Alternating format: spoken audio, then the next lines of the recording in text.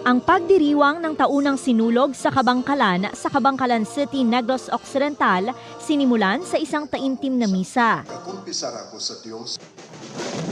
At sinundan ng tradisyon na pagsadsad. Mas naging masaya at puno ng kulay ang selebrasyon ng 49th sinulog sa Kabangkalan. Sa performances ng Kapuso Stars sa ginanap na Kapuso Fiesta sa Kabangkalan City Public Plaza. Nag-shine ang ganda ni Kapuso actress Beauty Gonzalez na sinulit ang bonding sa fans. Kilig naman ang hatid ng prinsesa ng City Jail Stars, Sofia Pablo at Allen Ansay. Habang nakipag-jamming si Matt Lozano.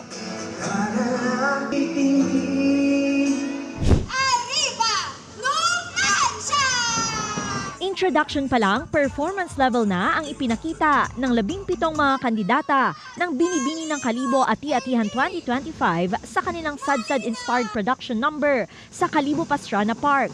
Mas uminit pa ang stage nang rumampa na ang mga ito sa swimsuit competition. Poise and elegance naman ang nangibabaw habang suot ng mga ito ang gowns na gawa ng local designers. Mula sa 17, naging 10 hanggang sa top 3 na lang natira na siyang sumagot sa final question. Ngunit ang nangibabaw ang pambato ng numansya na si MJ Fernandez. Siya ang magiging kinatawan ng Kalibo Aklan sa Miss Universe Philippines 2025. I feel really happy po kasi this is my second time na po and finally my second time I did it na po. Si UH Barkada Anjo Pertiera ang isa sa nanguna sa programa para sa Binibini ng Kalibo Ati-Atihan 2025. And inspire women and girls throughout the province. Kilig naman ang dala ni Sparkle artist Luke Conde.